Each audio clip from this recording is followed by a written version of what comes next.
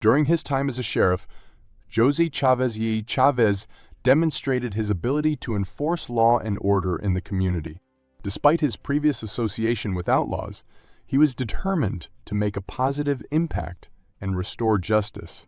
As a lawman, Chavez Y Chavez implemented various measures to combat crime and maintain peace. He established a network of informants who provided valuable intelligence on criminal activities, allowing him to swiftly respond to threats and apprehend wrongdoers. His reputation as a skilled gunslinger and his knowledge of the criminal underworld gave him an edge in dealing with dangerous individuals. Chavez Y Chavez's tenure as a sheriff was marked by several notable achievements. He successfully dismantled numerous criminal organizations, bringing their leaders to justice and significantly reducing the crime rate in the area. His commitment to serving the community earned him the respect and admiration of both law-abiding citizens and fellow law enforcement officers. Despite his brief stint as a sheriff, Chavez Y Chavez's impact was widely recognized. His reforms and effective enforcement strategies became a model for future lawmen in the region. He left a lasting legacy that extended beyond his time in office. Following his tenure as sheriff, Chavez Y Chavez retired from law enforcement but continued to be involved in local affairs. He became an influential figure in the community, offering guidance and support to young law enforcement officers and sharing his experiences to educate future generations about the importance of justice and responsibility. As he aged, Chavez Y Chavez became a revered elder, sought after for his wisdom and knowledge. He became a symbol of redemption and transformation, showcasing that even those with a troubled past could find a path towards righteousness. His life story served as an inspiration to many, encouraging them to overcome adversity and strive for a better future. Jose Chavez Y Chavez's remarkable journey from an outlaw to a respected lawman stands as a testament to the power of personal growth and second chances. His contributions to the establishment of law and order in the region will be remembered for generations to come. There is little about Jose Chavez Y Chavez's early years. It is said that he had a father who was Spanish and a mother who was Apache. However, with so little information about his early years, it is impossible to confirm that. He was born in 1851 in Ciboleda, New Mexico, and tried his hand at some honest work, but drifted into criminal behavior fairly quickly. The allure of the Wild West and the prospect of adventure may have drawn him towards a life outside the law. When Chavez was in his 20s, he already had a history of breaking the law and drifted into the Lincoln County War. It is unclear how he became acquainted with Billy the Kid and the other regulators, Doc Scurlock, Charlie Beaudry, Richard Brewer, and others, but he would prove to be useful to them. Perhaps it was a shared sense of rebellion or a mutual understanding of the harsh realities of the frontier that brought them together. The Lincoln County War was a cattle war between the Tunstall, McSween faction and the Dolan gang. The Tunstall, McSween faction was originally led by John Tunstall and Alexander McSween, who would eventually enlist the regulators as support.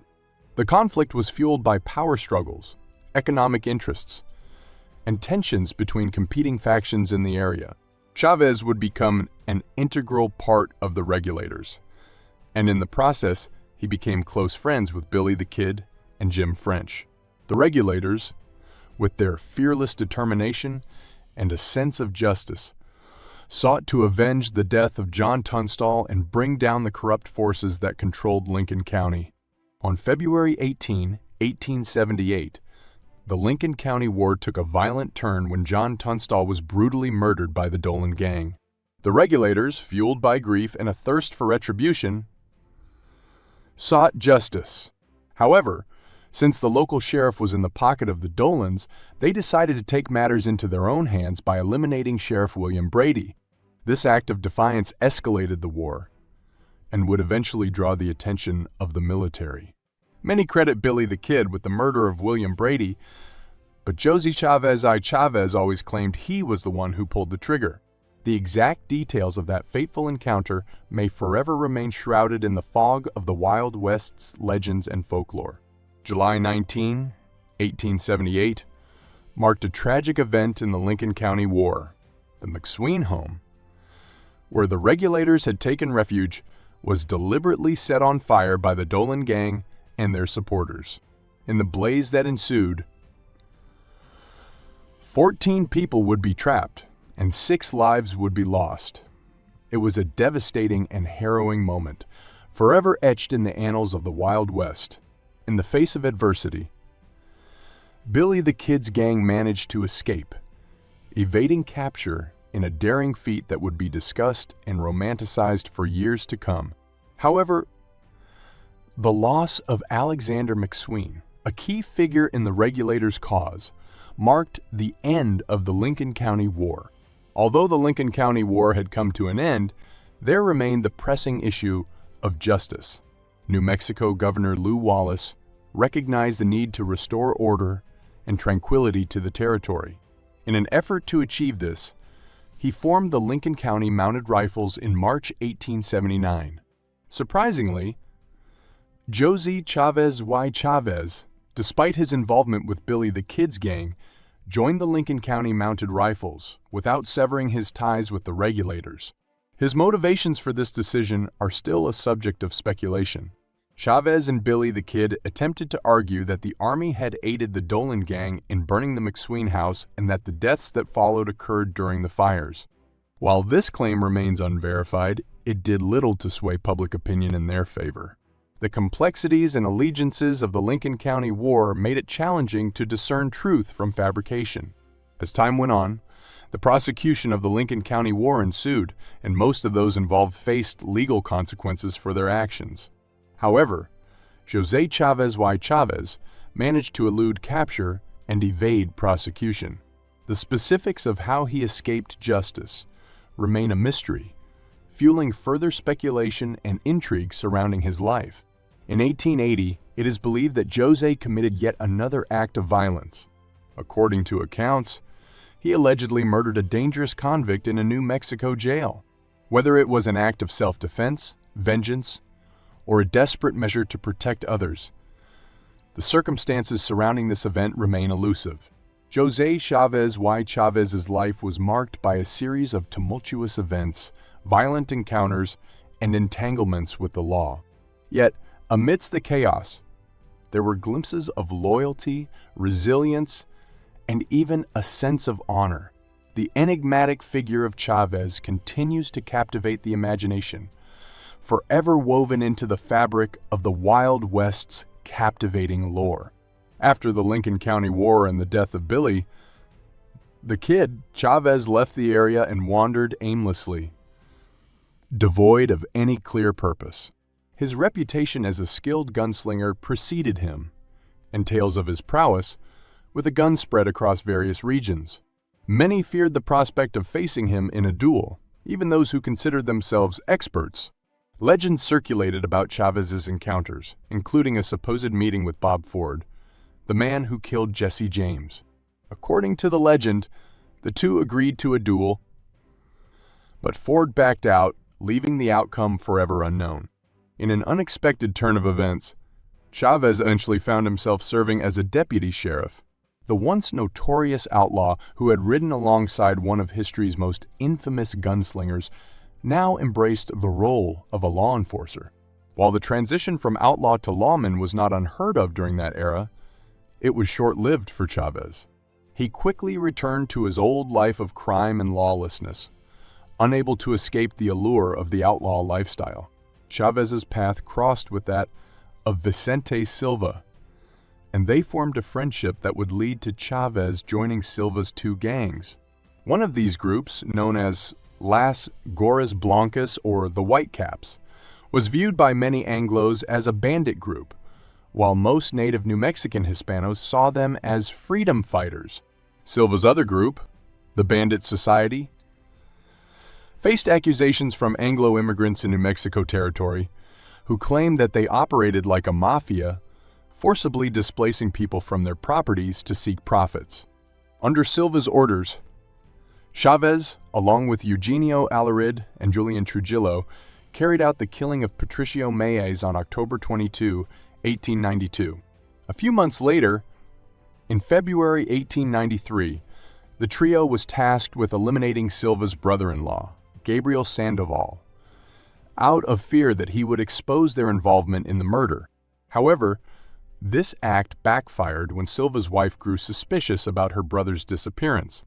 In an attempt to silence her, Silva ordered Chavez Y Chavez, Allard, and Trujillo to kill her as well.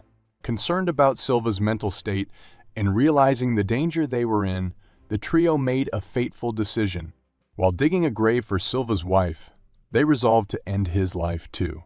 When Silva arrived with his wife at the burial site, the three men opened fire, killing both of them and burying them together in a single grave. The following year, in 1894, a man was arrested for the murder of Patricio Maiz and implicated Jose Chavez Y Chavez, Eugenio Allard, and Julian Trujillo in the murder of Gabriel Sandoval. In April of that year, both Allard and Trujillo were apprehended, tried, and subsequently sentenced to life imprisonment for their roles in the crime. Aware of the arrests, Chavez became a fugitive, with a substantial $500 bounty placed on his head. His life on the run came to an end on May 26, 1894, when he was finally arrested in Socorro, New Mexico. After standing trial, Chavez was found guilty and initially sentenced to death by hanging. However, his case underwent a series of legal maneuvers and public scrutiny. The Territorial Supreme Court granted him a retrial, where he was once again handed a death sentence. Nonetheless, Governor Otero intervened, compelled by public sentiment and pressure to commute Chavez's sentence to life imprisonment instead. This decision, sparing Chavez from the gallows, generated significant attention due to the high-profile nature of his case. On November 23, 1897, at the age of 57, Jose Chavez Y Chavez entered the Territorial Penitentiary as inmate 1089, beginning a new chapter of his life behind bars. The details of his experiences and interactions within the prison walls, as well as the impact he had on fellow inmates and the correction system, remain largely obscured by the passage of time. The governor of New Mexico, George Curry, granted Jose Chavez Y Chavez a pardon in 1909, recognizing his exemplary conduct and assistance during a tumultuous prison riot. This act of clemency marked a turning point in Chavez's life, allowing him to reclaim his freedom and reintegrate into society. After his release, Chavez chose to lead a peaceful and uneventful existence, never again succumbing to a life of crime or lawlessness. He sought solace in the comfort of his home, embracing the tranquility that had eluded him for much of his tumultuous past. As the years passed, Chavez reached the age of 72, carrying the weight of a storied life and the memories of his daring exploits. In his final moments, he found solace in the presence of Liberato Baca, an unlikely ally who had once stood as his adversary during a fierce gunfight. Despite their past conflict, Baca had developed a deep friendship with Chavez, bridging the divide of their shared history. In a poignant display of human connection and forgiveness, Baca stood faithfully by Chavez's bedside as he breathed his last breath. Liberato Baca holds a unique distinction as the sole survivor of a gunfight with Jose Chavez Y Chavez. The details surrounding their confrontation and subsequent reconciliation serve as a testament to the complexities of human relationships and the potential for redemption that exist even in the face of violence and strife. With Chavez's passing, an era came to an end, leaving behind a legacy that continues to intrigue and captivate the imaginations of those fascinated by the legends and folklore of the Wild West.